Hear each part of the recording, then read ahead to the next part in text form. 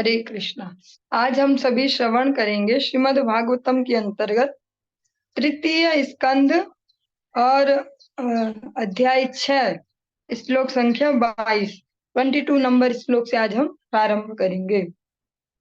ओम नमो भगवते वासुदेवाय। ओम नमो भगवते वासुदेवाय। ओम नमो भगवते वासुदेवाय। पादावश्य विनिर्भिन्नो लोकेशो विष्णुराविशत् गत्या स्वांसेन पुरुषो यया प्राप्यम प्रपद्यते। तत्पश्चात विराट रूप के पांव पृथक रूप से प्रकट हुए और विष्णु नामक देवता, ये भगवान विष्णु नहीं है, नारायण भगवान नहीं है, ये एक देवता है, ने उनमें आंशिक गति के साथ प्रवेश किया। इससे जीव को अपने गंतव्य तक जाने में सहायता मिलती है। बुद्धिं चास्य विनिर्भिन्नां वागीशोधिष्ण्यमाविशत् बोधेनांशेन बोधव्यम् प्रतिपत्तिर्यतो भवेत्। जब विराट पुरुष की बुद्धि पृथक रूप से प्रकट हुई तो वेदों के स्वामी ब्रह्मा बुद्धि की आंशिक शक्ति के साथ उसमें प्रविष्ट हुए और इस तरह जीवों द्वारा समझने की वस्तु का अनुभव किया जाता है। बुद्धि भी हम तभी चला पाते हैं जिस बुद्धि पर हमें इतना अहंकार होता है, हम ऐसे फटाफट आइडियाज लाते हैं, हम ये कर लेते हैं, हम वो, यह बुद्धि भी भगवान की कृपा से ही हम चला पाते हैं। नहीं तो कई बार इस जगत में देखा भी जाता है संपूर्ण शरीर स्वस्थ है लेकिन बुद्धि काम नहीं कर रही। हृदयं चास्य विनिर्भिन्नम हृदयं चास्य निर्भिन्नम चंद्रमाधिष्ण्यमाविशत् मनसांशेन येनाश विक्रियां प्रतिपद्यते। इसके बाद विराट रूप का हृदय पृथक रूप से प्रकट हुआ और इसमें चंद्र देवता ने अपनी आंशिक मानसिक क्रिया समेत प्रवेश किया। इस तरह जीव मानसिक चिंतन कर सकता है। जो मन चलाते हैं वो जब जो विराट स्वरूप है भगवान का, उसमें जब हृदय प्रकट हुआ तो उसमें जो चंद्र देव हैं, जो बोलते मन को चंद्रमा चला रहे हैं, उन्होंने प्रवेश किया। उनकी ही दया से, उनकी ही शक्ति से जीव मानसिक चिंतन कर सकता है। आत्मानं चास्य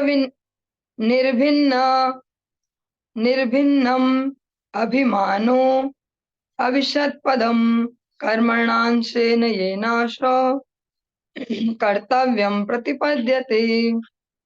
तत्पश्चात विराट रूप का भौतिकवादी अहंकार पृथक से प्रकट हुआ और इसमें मिथ्या अहंकार के नियंत्रक रुद्र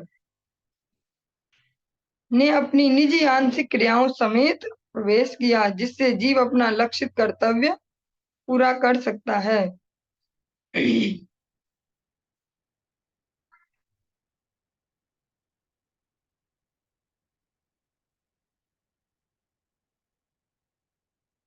और तात्पर्य थोड़ा सा हम इसका श्रवण करते हैं। भौतिकतावादी रूप का मिथ्या अहंकार शिव के अवतार जो रुद्र हैं उनके द्वारा नियंत्रित होता है। रुद्र श्री भगवान के अवतार हैं जो भौतिक प्रकृति के अंतर्गत तमोगुण को नियंत्रित करते हैं। मिथ्या अहंकार की क्रियाएं शरीर तथा मन के लक्ष्य पर आधारित होती हैं।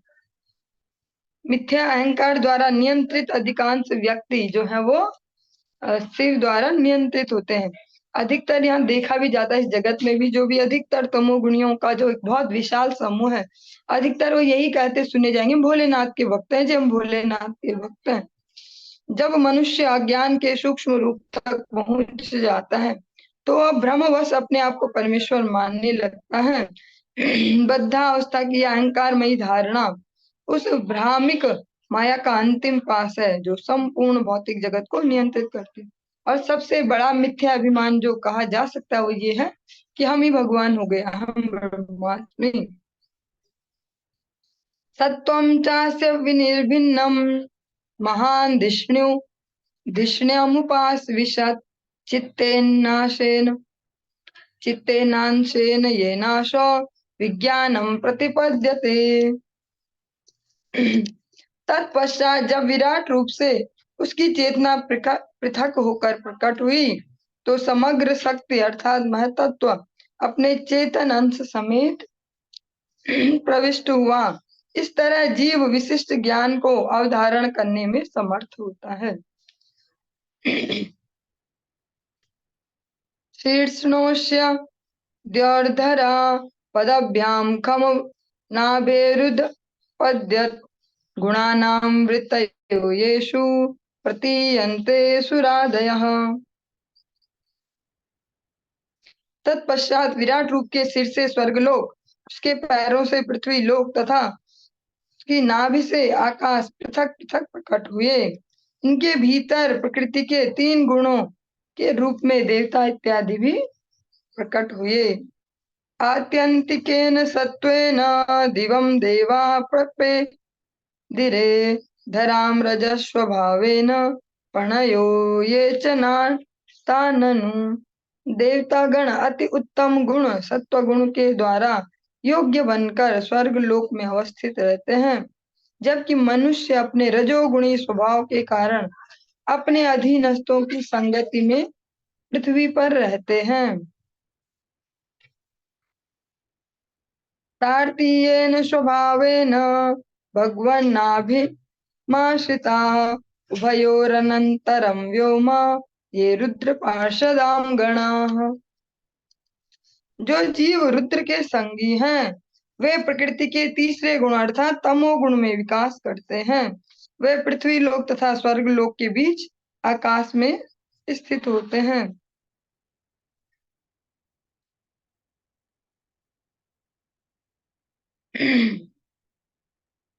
जो भोलेनाथ के आसपास रहने की इच्छा करते हैं उनको फिर इसी प्रकार के शरीर प्रदान किए जाते हैं जो वहां पर रह पाए, जो तमोगुण से आच्छादित।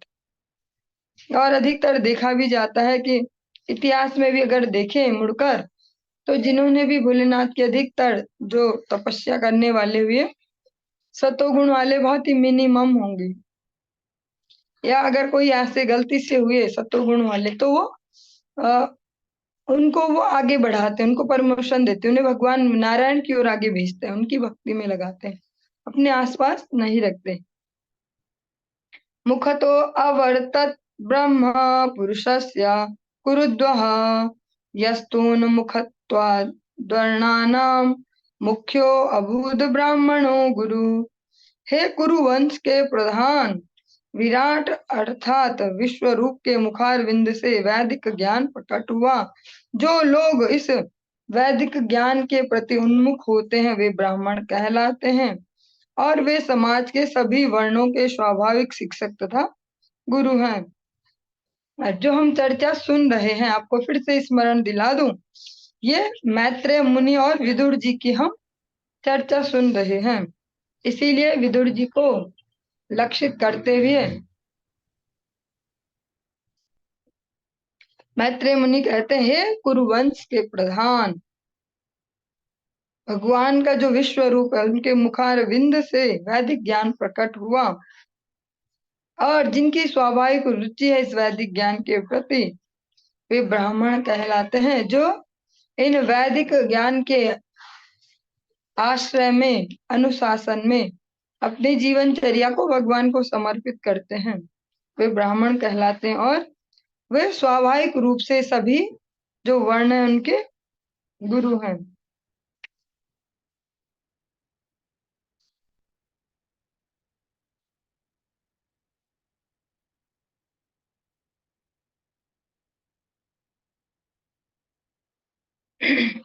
बाहुभ्यो अवर्तत शत्रम क्षत्रियस्तदनुव्रतः यो जातस्त्रायते वर्णान पौरुषा कंटकक्षतात्।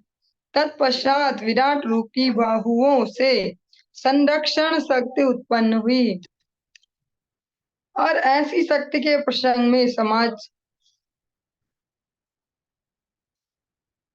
ऐसी शक्ति के प्रसंग में जो कुछ ऐसे लोग होते हैं या एक ऐसा वर्ग है समाज का जो पूरे समाज को उद्वेलित करता है, परेशान करता है, उनसे रक्षा करने के लिए सिद्धांत का पालन करने से क्षत्रिय भी अस्तित्व में आए। क्षत्रिय विशेषकर उन्हें कहा जाता है जिनमें रक्षा वाला भाव है, जो हमने बाहुबल से अन्यों की रक्षा करने का, जिनमें एक नैसर्गिक, एक स्वाभाविक जिनका जिनकी रुचि होती है, वो क्षत्रिय कहलाते हैं।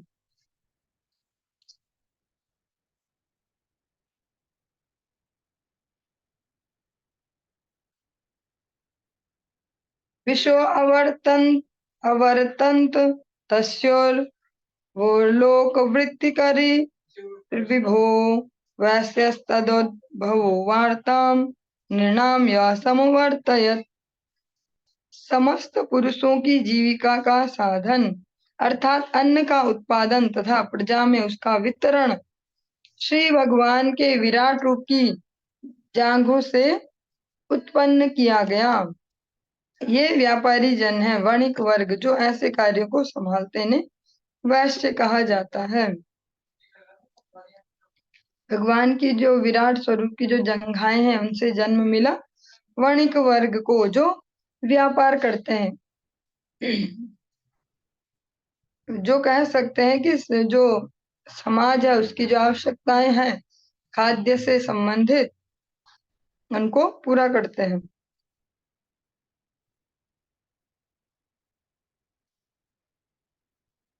और भगवत गीता में भी अगर भगवान वैश्यों के जब कर्तव्य बताते हैं तो उसमें मुख्य है कृषि, गोरक्षा तथा व्यापार। सेंटर में गौ रक्षा को इसमें रखा गया है। इसके अंग है कृषि और व्यापार। ये जो वैश्य हैं उनका कर्तव्य ये भगवान भगवत गीता में कहते हैं। पदभ्याम भगवतो यज्ञे शुश्रूषा धर्म सिद्धये तस्याम जातः पुरा शूद्रो यद्वृत्त्या तुष्यते हरि। तत्पश्चात धार्मिक कार्य पूरा करने हेतु श्री भगवान के पैरों से सेवा प्रकट हुई। पैरों पर शूद्र स्थित होते हैं जो सेवा द्वारा श्री भगवान को तुष्ट करते हैं। कितनी सुंदर डेफिनेशन इसमें दी गई है। अगर यही हम बाहर समाज में या किसी राजनीतिक दलों को पूछने जाएं तो वे कुछ और बताएंगे। जो सेवा द्वारा भगवान को प्रसन्न करते हो होते शूद्र वर्ग। इस प्रकार से आज के इस वर्तमान समय में भी जगन्नाथपुरी धाम में भी देखा जाता है कि विशेष समय में जब भगवान अभी लीला करेंगे कि मुझे बुखार हो रहा है या भगवान अस्वस्थ है, उस पूरे समय में जो शूद्र वर्ग है उनको ही पूरी सेवाएं दी जाती है। वहां की सारी सेवाएं उसी वर्ग को प्रदान की जाती हैं। तो भगवान के एंड पे कुछ ऐसा नहीं है जैसे इस समाज में अनेक अनेक स्लोगन बनाए गए, डायलॉग्स बनाए गए और एक विशेष वर्ग को ऐसा दिखाया गया कि बाकी तुम्हारी उपेक्षा करते हैं। जबकि जो हमारे सनातन धर्म की हमेशा से परंपरा है वह ऐसा नहीं है। हम लोग अगर प्रैक्टिकली बोले तो बचपन में अपने समय में जब गांव में जाते थे तो वहां पर भी देखते थे, वहां पे भी इतना कुछ वो नहीं चलता था जैसे आज की राजनीति में कहा जाता है कि दलित वर्ग को ऐसा करते हैं वैसा करते हैं, बहुत सारे ऐसे। और कई बार ये फ्रस्ट्रेशन इन वर्गों में उत्पन्न हुए हाई क्लास लोगों में भी देखी जाती है। हमारे एक टीचर थे, अ, अभी वो इसी देहरादून में उपस्थित है, नाम लेना तो उचित नहीं होगा, बहुत अच्छे पद पर हैं, मैथ्स में मैथमेटिक्स के प्रोफेसर हैं। लेकिन उनमें भी कूट कूट के भावनांतर तक भरी थी। वो पढ़ाते हुए मैथमेटिक्स थे लेकिन उनके शब्दों से बार बार यही झलकता था कि जो ये सवर्ण होते हैं ये निम्न वर्णों का खून चूसते हैं, ये जोंक जैसे हैं। अलग अलग एग्जाम्पल देते थे वो अलग अलग लोगों का और उससे यही समझाना चाहते थे। बीच बीच में मैथ्स पढ़ा रहे इतने हाई लेवल की और मास्टर कह सकते हैं, लेकिन फिर भी यही समझाना चाहते थे कि बस ये जो उच्च वर्ग है, उच्च वर्ण है, इन्होंने नीचे वालों का खून चूस रखा है, ऐसा उनका हमेशा भाव होता था। ये इसीलिए क्योंकि वैदिक जो ज्ञान है उसकी शिक्षा का जो प्रचार प्रसार है वो सही प्रकार से नहीं होता।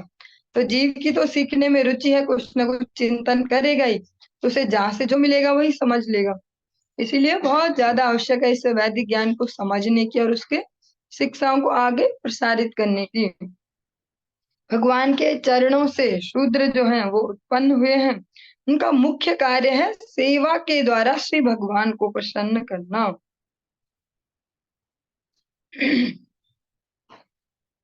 एते वर्णा स्वधर्मेण यजन्ति स्वगुरुं हरिं श्रद्धयात्म विशुद्ध्यर्थम यज्जाता सह वृत्तिभिः।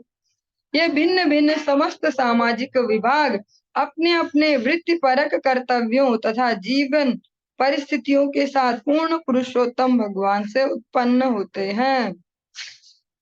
इस तरह अबद्ध जीवन तथा आत्म साक्षात्कार के लिए मनुष्य को गुरु के निर्देशानुसार परम प्रभु की पूजा करनी होती है। बहुत ही सुंदर वचन है। भगवान ने अलग अलग डिपार्टमेंट और उनमें जो सेवाएं दे पाए ऐसे जो वर्गन को उत्पन्न किया स्वयं से। चातुर्वर्ण्यम मया श्रेष्ठा गुण कर्म विभाग सा। इस तरह अबद्ध जीवन तथा आत्म साक्षात्कार के लिए और हर एक वर्ग के मनुष्य को चाहिए कि वे उचित जो गुरुदेव हैं, जो भगवान के प्रतिनिधि हैं, भगवान के चरणों में जिनकी एकांतिक निष्ठा है, ऐसे जो गुरुदेव हैं उनके मार्गदर्शन में भगवान की सेवाओं को सीखें।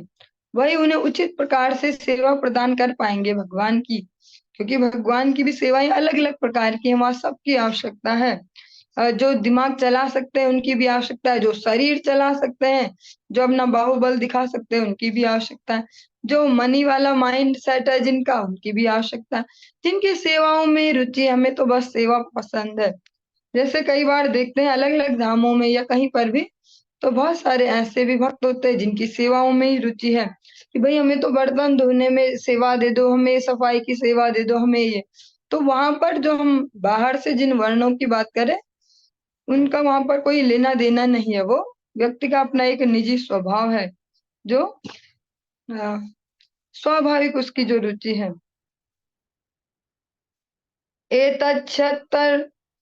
एतच्छत भगवतो देव कर्मात रूपिणः कः श्रद्धया दुपाकर्तुम योग माया बलोदयम। हे विदुर, पूर्ण पुरुषोत्तम भगवान की अंतरंगी शक्ति द्वारा प्रकट किए गए विराट रूप के दिव्य काल कर्म और शक्ति को भला कौन माप सकता है या उसका आकलन कौन कर पाएगा।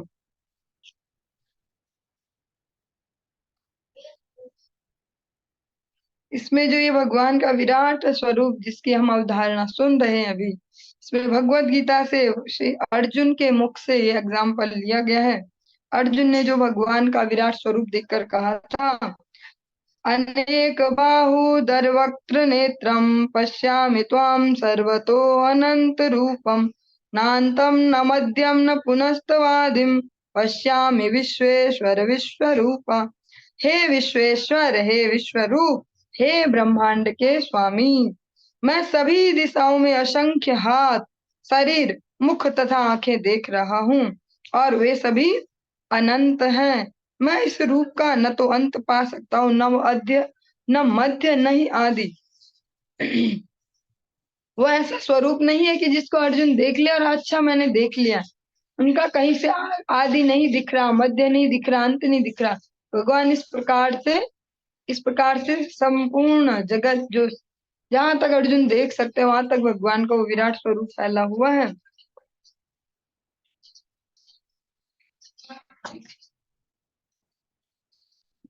तथापि कीर्त्याम्यंगम यथा मति यथा श्रुतम कीर्तिया हरे स्वाम स्वकर्तुम गिरमन्याभिधासति। अपनी असमर्थता के बावजूद भी जो कुछ सुन सका हूँ, जितना आत्मसात कर सका हूँ अपने गुरुदेव से, उसे आप शुद्ध वाणी द्वारा श्री भगवान की महिमा के वर्णन में लगा रहा हूँ। अन्यथा मेरी वाक शक्ति अपवित्र बनी रहेगी।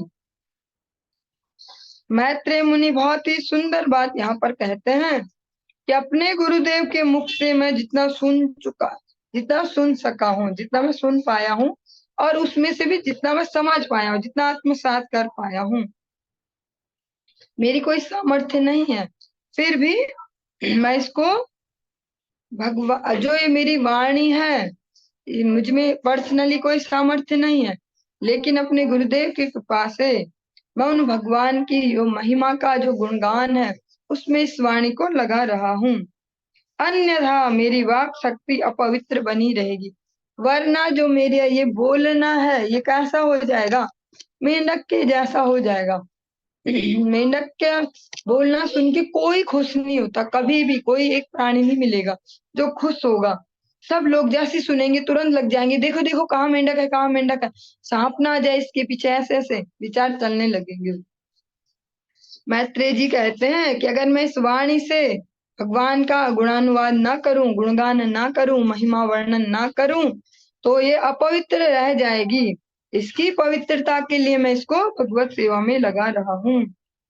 एकांत लाभम वचसोनुपुंसाम सुश्लोक मौलेर्गुणवादमाहु श्रुतेश्च विद्वद्भिः रूपाकृतायाम कथा सुधायाम उपसंप्रयोगम। मानवता का सर्वोच्च सिद्धिप्रद लाभ पवित्र कर्ता के कार्यकलापों तथा महिमा की चर्चा में प्रवृत्त होना है। ऐसे कार्यकलाप महान विद्वान ऋषियों द्वारा इतनी सुंदरता से लिपिबद्ध हुए हैं कि कान का असली प्रयोजन उनके निकट रहने से ही पूरा हो जाता है।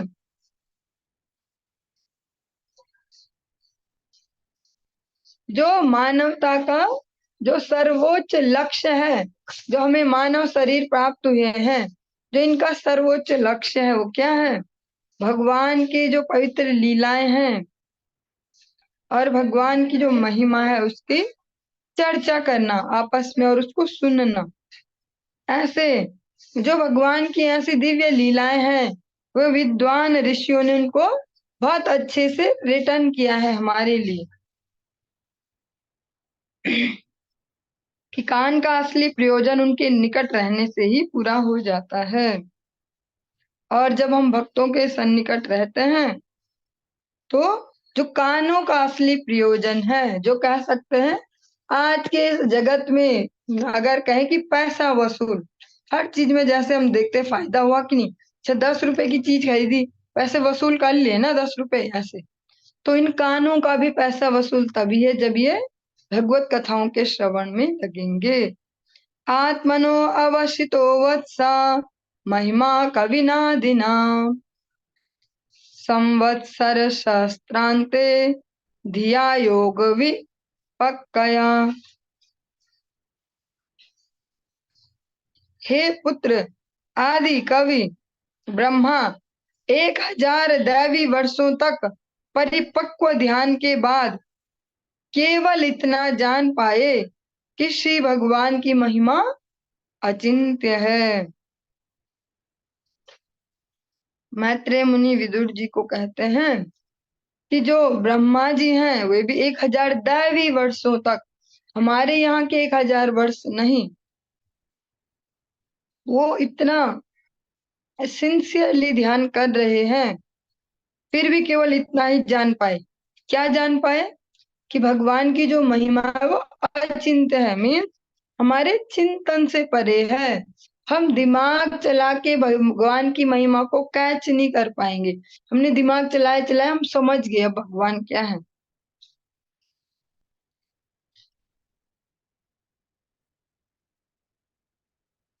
अतो भगवतो माया मायिनामपि मोहिनी यत् स्वयं चात्मवर्त्मात्मा न वेद किमुता परे। पूर्ण पुरुषोत्तम भगवान की आश्चर्यजनक शक्ति मायावियों को भी मोहग्रस्त करने वाली है। यह निहित शक्ति आत्मा राम भगवान तक को अज्ञात है, अतः अन्यों के लिए यह निश्चय ही अज्ञात है।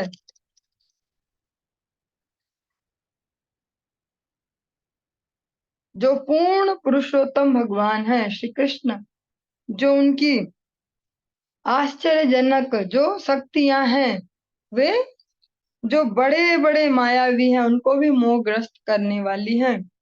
और अनेक अनेक एग्जाम्पल हम ऐसे इतिहास में देखते हैं, बड़े बड़े मायावी भी भगवत माया से मोहित हो जाते हैं। इसमें एक बहुत सुंदर सा एग्जाम्पल लेंगे। भस्मासुर नाम आप सभी ने सुना होगा, एक दैत्य का। वो भगवान भोलेनाथ से ही वरदान लेते हैं कि मैं जिसके ऊपर भी अपना हाथ रखूं वो भस्म हो जाए, ऐसी मुझे पावर्स दे दो। भोलेनाथ उसके स्वभाव को अच्छी प्रकार से जानते हैं, ये असुर है, इतने बड़ी शक्ति का प्रयोग गलत जगह ही करेगा, फिर भी मजबूर है कि इसने मुझे प्रसन्न किया है तो मेरा कर्तव्य बनता है इसको देना जो ये बोले, तो तथास्तु कह देते हैं। और वो उस शक्ति का दुरुपयोग भगवान के ऊपर ही करने लगे, भोलेनाथ के ऊपर। तो फिर बचाने के लिए भगवान जो नारायण है वो वहां पर उपस्थित हुए, एक सुंदर मोहिनी रूप बनाकर, और उस असुर को ही मोहित करके उसके द्वारा उसको ही भस्म करवा दिया, उसकी पावर उसके ऊपर ही यूज करवा दी। तो यही हम श्रवण कर रहे हैं कि बड़े बड़े मायावी भी भगवान की आश्चर्यजनक शक्तियों से मोहित हो जाते हैं। यहाँ तक कि भगवान भी ठीक ठीक नहीं बता सकते कि कितनी कितनी शक्ति और कैसी कैसी है, तो फिर अन्यों के लिए तो ये समझना बहुत ही मुश्किल होगा। ये तो अप्राप्य न्यवर्तन्त वाचश्च मनसा सह अहम चान्य इमे देवास्तस्मै भगवते नमः। अपने अपने नियंत्रक देवों सहित शब्द, मन तथा अहंकार पूर्ण पुरुषोत्तम भगवान को जानने में असफल रहे हैं। जो शब्द है, जो मन है और जो ये मिथ्या अहंकार है, इनके जो जो भी नियामक देवता हैं, जो कंट्रोलर जो देवता हैं, उनके सहित ये जो शब्द, मन और अहंकार है, ये भगवान को जानने में असफल रहे। अतः अतएव हमें विवेक पूर्वक उन्हें सादर नमस्कार करना चाहिए। जो भगवान है वे हमारे अपने प्रयासों से पकड़ में आने वाले, समझ में आने वाले नहीं है। उनके सामने हम क्या कर सकते हैं? केवल सरेंडर कर सकते हैं, बस। और हमारे हाथ में इसके अतिरिक्त अन्य कुछ नहीं कि हम प्रयास करें, हम दिमाग चलाएं, भगवान को पकड़ लिया, हमने समझ लिया। हम भगवान को जब सरेंडर कर देंगे, भगवान अपनी इच्छा से जितना हमारे लिए उचित होगा उतना बुद्धि योग हमें प्रदान करेंगे। इस प्रकार से हमारा जो ये तृतीय स्कंध का जो षष्ठम जो अध्याय है ये पूर्ण हो गया, और जो सप्तम अध्याय ये प्रारंभ हो रहा है। श्री शुक उवाच एवं ब्रुवाणं मैत्रेयं द्वैपायन सुतो बुधा प्रेणयन्निव भारत्या विदुरा प्रत्यभाषत। श्री सुखदेव गोस्वामी ने कहा, हे राजन, जब श्री मैत्रेय मुनि इस प्रकार से बोल रहे थे, तो द्वैपायनशील व्यास देव के विद्वान पुत्र विदुर ने यह प्रश्न पूछते हुए मनोहर ढंग से एक अनुरोध व्यक्त किया। विदुरा उवाच ब्रह्मन् कथं भगवतश्चिन् मात्रस्या विकारिणः लीलया चापि युज्येरन् निर्गुणस्य गुणा क्रिया। विदुर जी ने कहा, हे महान ब्राह्मण, चूंकि पूर्ण पुरुषोत्तम भगवान संपूर्ण आध्यात्मिक समष्टि हैं और अविकारी हैं, तो फिर वे प्रकृति के भौतिक गुणों तथा उनके कार्यकलापों से किस तरह संबंधित हैं? यदि यह उनकी लीला है, तो फिर अविकारी के कार्यकलाप किस तरह घटित होते हैं, और प्रकृति के गुणों के बिना गुणों को किस तरह प्रदर्शित करते हैं? विदुर जी ने बातों बातों में बहुत ही प्रैक्टिकल सा, जो हम सोच सकते हैं ऐसा ही प्रश्न पूछ लिया। जैसा आजकल के किसी अगर टीनेजर को, कम उम्र के बच्चे को हम कुछ उपदेश देने जाएं, तो वो ऐसे प्रश्न ढूंढ के लाएंगे कि अपना ही दिमाग चकरा जाएगा। हमें ही वो संशय में डाल देंगे कि भगवान होते भी कि नहीं। ऐसे ही विदुर जी पूछ रहे हैं कि अगर भगवान आध्यात्मिक है, पूर्णतः आध्यात्मिक है, उनमें कुछ भौतिक नहीं है, कुछ ऐसा नहीं है, तो फिर इस भौतिक प्रकृति के जो गुण हैं, जो कार्यकलाप है, उनसे कैसे रिलेट कर रहे हैं भगवान। और और अगर ये भगवान की लीला है, तो फिर जो अविकारी है, जिनमें भौतिक गुणों का कुछ घोल मेल, कुछ भी ऐसी मिलावट नहीं है, वो कार्यों को कैसे कर पाते हैं, उनके क्रियाकलाप कैसे घटित होते हैं। और प्रकृति के तीनों गुणों से वो परे हैं आप कहते हैं, लेकिन फिर उनके हम जो देखते हैं लीला, उनमें कैसे वो गुण दिखते हैं हमें।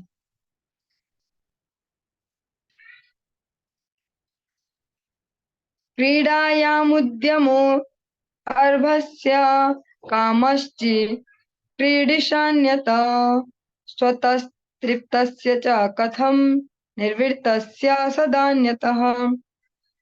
बालक अन्य बालकों के साथ या विविध क्रीड़ाओं में खेलने हेतु उत्सुक रहते हैं, क्योंकि वे इच्छा द्वारा प्रोत्साहित किए जाते हैं। किंतु श्री भगवान में ऐसी इच्छा की कोई संभावना नहीं है, क्योंकि वे आत्मतुष्ट हैं और सदैव हर वस्तु से विरक्त रहते हैं। विदुर जी बड़े प्रैक्टिकल से प्रश्न ढूंढ ढूंढ के भी घेर रहे हैं मैत्रेय मुनि को कि जो बच्चे हैं जब वो खेलते हैं, कुछ भी गेम खेल रहे हैं या दोस्तों के साथ खेल रहे हैं, तो अंदर से कुछ इच्छा भी तो आती होगी, तभी तो खेलते हैं। कई बार वो नहीं खेलते, मन नहीं कर रहा। लेकिन जब भगवान में ऐसी कोई इच्छाओं की संभावना ही नहीं है, कि भगवान किसी के संग से प्रभावित नहीं होते, संगा संजायते कामा कामम क्रोधो भी जाए, जब भगवान को किसी के संसर्ग का कोई प्रभाव ही नहीं पड़ता, उनमें इच्छाएं उत्पन्न नहीं होती, तो उनकी लीलाएं कैसे हो रही हैं। क्योंकि वे तो आत्मतुष्ट है, बस सेल्फ सेटिस्फाइड है, बस अपने आप में पूर्ण है और हर वस्तु से विरक्त रहते हैं। तो फिर उनकी लीलाएं कैसे हो रही हैं, जो वो क्रियाएं कर रहे हैं वो बिना इच्छा के कैसे हो रही हैं। कोई भी ह्यूमन बीइंग कुछ भी करता तो पहले इच्छा होती है, तो वो प्रेरित होता करता है।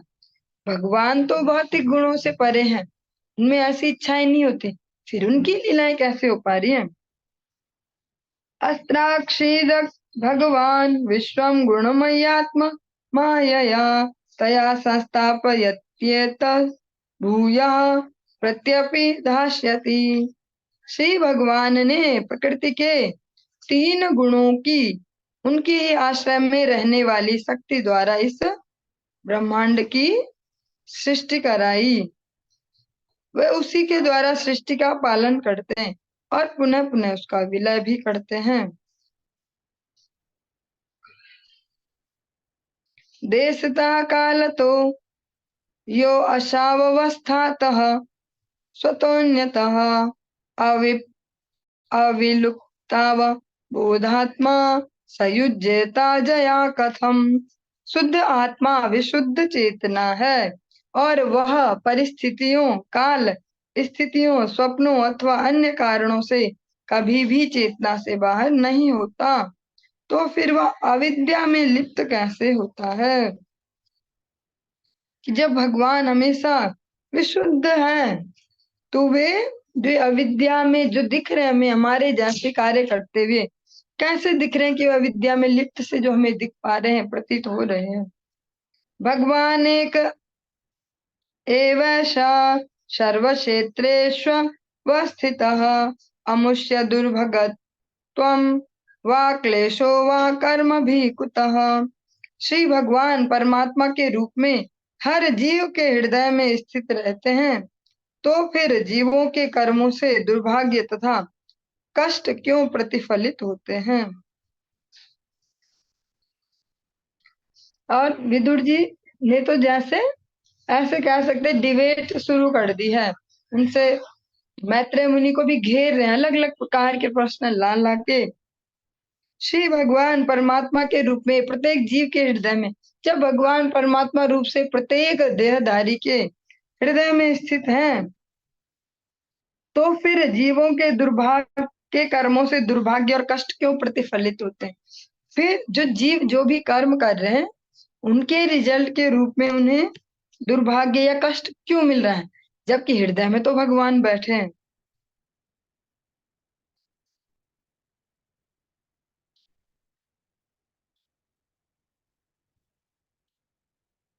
एतस् एतस्मिन् मे मनो विद्वान् खिद्यते अज्ञान सक्कटे तन्नः पराणुद विभो कश्मलं मानसं महत्।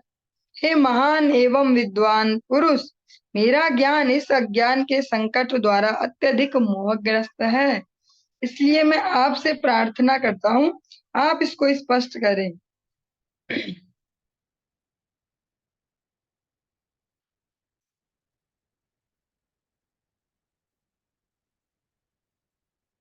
और विदुर जी जो यहाँ पर अभी अपनी इस प्रकार से दर्शा रहे हैं मनोदशा, ऐसी सबके साथ नहीं होता, कुछ ही लोगों के साथ होता है, वो कुछ लोगों को अभी रिप्रेजेंट कर रहे हैं। अगर सबके साथ ही ऐसा होता, सब शक करने लग जाते भगवान पे, तो फिर सॉल्यूशन देने वाला कोई ना होता। श्री शुक उवाच स इत्थं चोदिता क्षत्रा तत्त्वजिज्ञासुना मुनि प्रत्याह भगवच्चित्तः स्मयन्निव गतस्मयः। श्रील सुखदेव गोस्वामी ने कहा, हे राजन, इस तरह जिज्ञासु विदुर द्वारा विक्षुब्ध किए गए श्री मैत्रेय मुनि सर्वप्रथम आश्चर्यचकित प्रतीत हुए, किंतु इसके बाद उन्होंने बिना किसी हिचक के उन्हें उत्तर दिया, क्योंकि वे पूर्ण रूपेण जो भगवत भावना से उत्प्रोत थे। सुखदेव गोस्वामी परीक्षित महाराज को कहते हैं, जब विदुर जी जैसे व्यक्ति ने, जो ऐसा भगवत निष्ठ भगवत भक्त व्यक्ति ऐसे प्रश्न कर रहे, बिल्कुल क्रॉस क्वेश्चनिंग, उल्टे उल्टे प्रश्न, तो मैत्रेय मुनि पहले तो आश्चर्यचकित हो गए, लेकिन फिर उसके बाद उन्होंने आराम से इजी होके, बिना कोई हिचक के, बिना कोई हेजिटेशन के अब वो उन्होंने अच्छे से उनके आंसर देने प्रारंभ किए। क्यों? क्योंकि वो भगवत भावना से उत्प्रोत है, भगवत भावना से भावित हैं। वो कोई ऐसे व्यक्ति नहीं है कि जो दो चार किताबें पढ़ के विद्वान बन गए और अब किसी ने ऐसा प्रश्न ठोक दिया है कि उत्तर कहाँ से लाऊं और क्या बोलूं इसको, क्योंकि वे भगवत साक्षात्कार किए व्यक्ति हैं, भगवत भावना से अभिप्रेत प्रेत हैं, अतः वे आराम से इजी होकर अब आंसर देंगे। मैत्रेय उवाच सेयं भगवतो माया यन्नयने यन्नयेन विरुध्यते ईश्वरस्य विमुक्तस्य कार्पण्यमुत बंधनम। श्री मैत्रेय मुनि ने कहा, कुछ बद्ध जीव यह सिद्धांत प्रस्तुत करते हैं कि परम ब्रह्म या श्री भगवान माया द्वारा जीते जा सकते हैं, किंतु साथ ही उनका यह भी मानना है कि वे बद्ध नहीं हैं। यह समस्त तर्क के विपरीत है। और मैत्रेय मुनि भी प्रैक्टिकली आंसर दे रहे हैं, जैसे प्रश्न पूछे गए, क्योंकि जैसे इस जगत में ही हम देखते हैं जो सो कॉल्ड इंटेलेक्चुअल व्यक्ति होते हैं, वे ऐसे जैसी बातों को रखते हैं एज सिद्धांत, फिर कुछ टाइम बाद उसके विपरीत सिद्धांत देंगे और कह देंगे पहला वाला थोड़ा ऐसा ही था, अगली बार कुछ और रखेंगे फिर अपने ही वाले सिद्धांतों को। जैसे अभी प्रैक्टिकली बोला जाए तो हम सभी ने सुना है कि भैया मनुष्य बंदरों की संतान, बंदरों की संतान, ये सिद्धांत पढ़ा दिया गया सारी जगह, सारी स्कूलों में ये चला दिया गया, अधिक से अधिक देशों में फिलॉसफी को भेज दिया। लेकिन जिन्होंने ये दी थी, जिन व्यक्तियों ने ये थ्योरी दी थी, कुछ समय बाद उन्होंने ही कह दिया था कि ये गलत है, लेकिन उन्होंने ये कहा कि गलत है, इसको किसी ने प्रचार नहीं किया। इसलिए अभी तक की भी जो भी हमारी जनरेशन आ रही है, उनको भी यही पता हम बंदरों की संतान है। उनको भी किसी ने ये नहीं बताया कि इन्होंने ही बाद में इसको कट कर दिया था, कि ये हमें लगा था, ये पूर्णतः सत्य नहीं है। इसी प्रकार मैत्रेय मुनि कहते हैं, यहाँ पर कुछ बद्ध जीव पहले तो ये सिद्धांत देते हैं कभी कभी कि जो पर ब्रह्म है, एक और कहते हैं कि ब्रह्म सत्य, और फिर यही लोग कहते हैं कि नहीं नहीं ब्रह्म है तो हमेशा से सही, लेकिन कभी कभी वो माया ग्रस्त होके और तब वो जीव बन जाता है। लेकिन अगर वो पूर्ण समर्थ हैं, एक व्यक्ति में या तो शक्ति होगी या नहीं होगी, दोनों एक साथ कैसे होगा? तो अगर ब्रह्म सर्वशक्तिमान है, माया से परे, फिर माया से आच्छादित होकर जीव कैसे बन जाए? जो शंकर सिद्धांत है, शंकराचार्य जी ने जो सिद्धांत को असुरों को मोहित करने के लिए दिया, वो इससे मिलता जुलता ही है। कि एक और तो कहते हैं कि ब्रह्म सत्य जगन मिथ्या, और दूसरी तरफ बोलते हैं कि वही ब्रह्म, हम ब्रह्मास्मि, पर हम कैसे ब्रह्म है? मायाग्रस्त ब्रह्म है। हम भी ब्रह्म ही हैं, पर कभी कभी हमको माया ग्रस्त लेती है तो हम जीव बन जाते हैं। तो यही यहाँ पर मैत्रेय मुनि भी प्रैक्टिकली विदुर जी को आंसर दे रहे हैं कि जिनकी आप बात कर रहे हो वो तो हमेशा अपनी बातों को खुद ही काटते हैं। एक तरफ बोल रहे हैं कि ब्रह्म माया से परे हैं, एक तरफ बोलते हैं माया के अधीन हो जाते हैं कभी कभी। यह समस्त तर्क के विपरीत है। यदर्थेन विना मुष्या पुंसा आत्मविपर्ययः प्रतीयत उपद्रष्टु स्वासिरच्छेदनादिकः। जीव अपनी आत्म पहचान के विषय में संकट में रहता है, उसके पास वास्तविक पृष्ठभूमि नहीं होती। ठीक उसी तरह जैसे स्वप्न देखने वाला व्यक्ति यह देखे कि उसका सिर काट लिया गया है, जिस प्रकार से स्वप्न में हम स्वयं ही देख लेते हैं कि जैसे हमारा सिर किसी ने काट के एक तरफ रख दिया है, लेकिन वो प्रैक्टिकल बेस पे कहीं टिकती नहीं है वो बात कि हमारा सिर काट दिया गया और हम उठ के देख रहे हैं सिर तो लगा हुआ है। ऐसे ही जो जीवात्मा है, जो बद्ध जीव है, वे हमेशा हमेशा जो उनकी नित्य जो पहचान है, जिसको हम बोलते हैं स्वरूप सिद्धि, स्वरूप ज्ञान होना, उसके प्रति हमेशा अज्ञान में रहता है। उसके पास अपने जो निज स्वरूप है, उसकी कोई, जो कह सकते हैं प्रैक्टिकल या वास्तविक कोई बैकग्राउंड नहीं होता कि हम वास्तव में है क्या। जिस प्रकार से अलग अलग पंथों में भी देखा जाता है, अलग अलग कुछ ऐसे भी पंथ है जहाँ कहते हैं हाँ आत्मा होती है, लेकिन केवल मनुष्यों में ही होती है, पशुओं में नहीं होती, इन्हें खाया जा सकता है। और ऐसे ऐसे पंथ विश्व के कह सकते हैं 60% से भी ज्यादा एरिया को कवर कर रहा है, ऐसा बहुत बड़ा पंथ जो कहता है कि वह मनुष्यों में ही आत्मा है, बाकियों में आत्मा नहीं, बाकियों को खा सकते हो आप, आराम से खाओ, परमेश्वर ने ऐसी आज्ञा दी है। क्योंकि वे अपनी जो यथार्थ जो पहचान है, नित्य जो पहचान है, नित्य जो स्वरूप है, उसके प्रति अभी जागरूक नहीं, उन्हें वास्तविक पहचान नहीं है स्वरूप की। यथा जले चंद्रमसः कंपादिस्तत्कृतो गुणः दृश्यते असन्नपि द्रष्टुरात्मनो नात्मनो गुणः।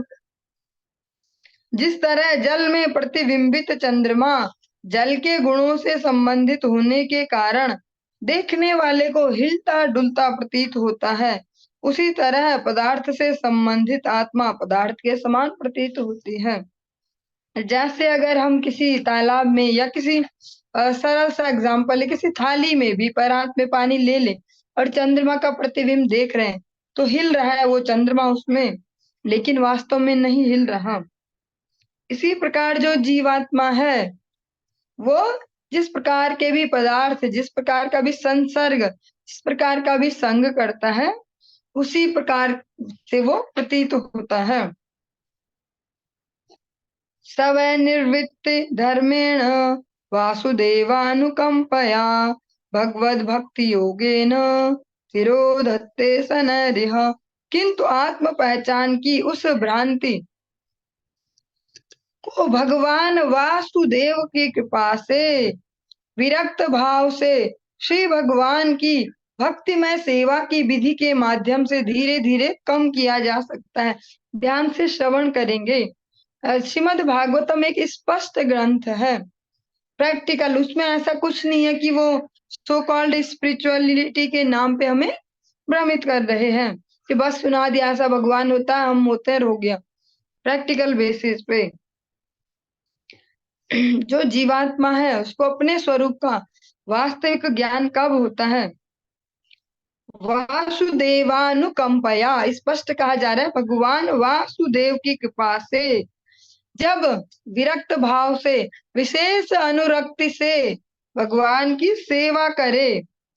तब जो हमारी गलतफहमी है अपने स्वरूप को लेकर, वो कम हो पाएगी।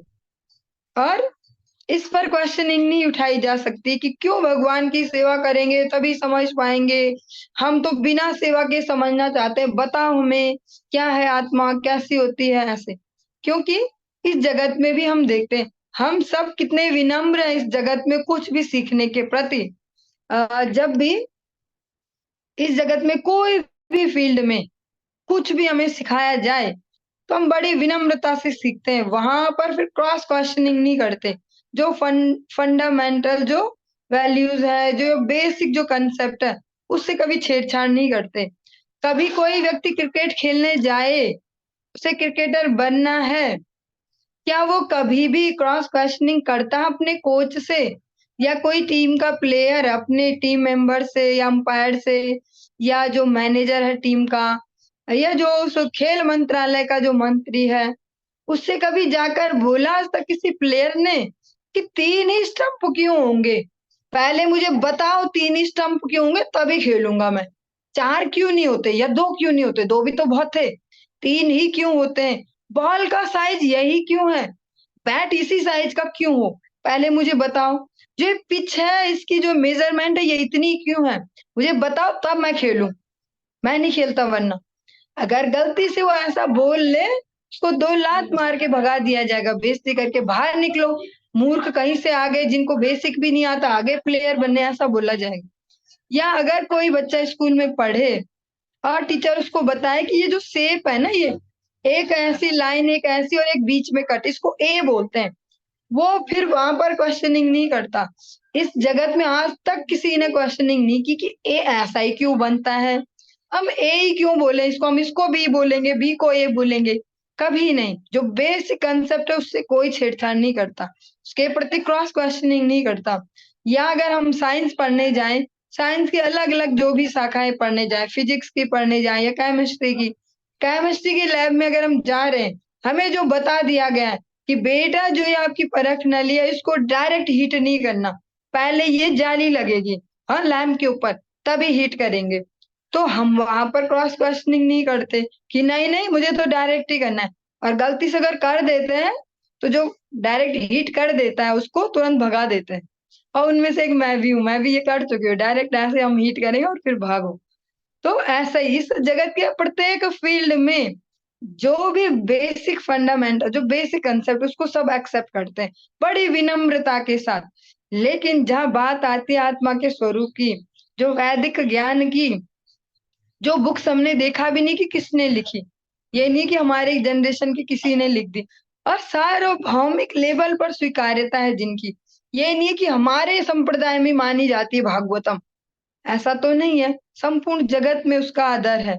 भगवत गीता संपूर्ण जगत में आदर पा रही। हम उस पर भी क्वेश्चन उठाएंगे, नहीं हम नहीं मानते जीवात्मा भगवान का अंश है। कैसे, हमें बताओ। हम नहीं मानते कि भगवान की सेवा करो, प्रोसेस से गुजरो, भगवान का नाम जप करो, भक्तों की सेवा करो, संगति करो, कथा सुनो, और फिर श्लोक पढ़ो, सुनो, ऐसे तब भगवान को देखने की ओर आगे बढ़ेंगे। हम उसको सिरे से नकार देंगे। लेकिन ये बेसिक है, जिस भी फील्ड में आप चाहते हैं, आप मास्टर बनना, जिस भी फील्ड में मास्टरी आ जाए हमारी, इसमें हम परफेक्ट हो जाए, तो वहां के जो बेसिक कंसेप्ट है उन्हें भी तो स्वीकार करना ही होगा। तो यहाँ पर मैत्रेय मुनि जो है वो विदुर जी की जो अटपटे से क्वेश्चन है जिनमें वो इन्हें घेरना चाहते हैं, उनके लिए स्पष्ट कह रहे हैं कि आत्मा जो है अपने वास्तविक स्वरूप के प्रति जो गलत फहमी की शिकार है। किसी को लग रहा है मैं अंग्रेज हूँ, मैं अमेरिकन हूँ, मैं अमेरिकन हूँ। किसी को लग रहा है मैं भारतीय हूँ, मैं भारतीय हूँ।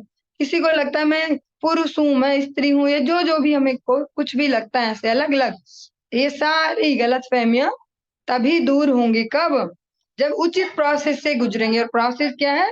वासुदेवानुकंपया, भगवान वासुदेव की कृपा से, और जब उनकी सेवा भक्तिमय भाव से की जाए, चैलेंजिंग मोड में नहीं। और हम ऐसा इस जगत में प्रैक्टिकली देख भी पा रहे हैं। वर्तमान समय में भी विश्व के अलग अलग कोनों में अलग अलग सभ्यताओं वाले व्यक्ति, अलग अलग खान पान वाले, अलग अलग तौर तरीके वाले व्यक्ति जब इस प्रोसेस से गुजर रहे हैं, तो वास्तव में उन सबका जो रिजल्ट है वो एक ही है। भले ही उनको पता नहीं था कुछ भी कि कृष्ण कौन होते हैं, भारत के कोई देवता है, ऐसा कुछ, लेकिन जब वो इस प्रोसेस से गुजरे तो फाइनली सबके रिजल्ट एक जैसे ही हैं। जीवात्मा के बारे में उनका जो अनुभव है, जो भगवान के कीर्तन के बाद जो अनुभव है वो सिमिलर है। तो मैत्रेय मुनि स्पष्टतः कहते हैं विदुर जी को कि ऐसा भी नहीं चलेगा कि आपके धमका धमका के जो प्रश्न पूछ रहे हैं इस तरीके से, मुझे घुमाने का जो सोच रहे हैं, लेकिन बेसिक तो मानना ही होगा। जो अपने निज स्वरूप को लेकर जो भ्रांति है वो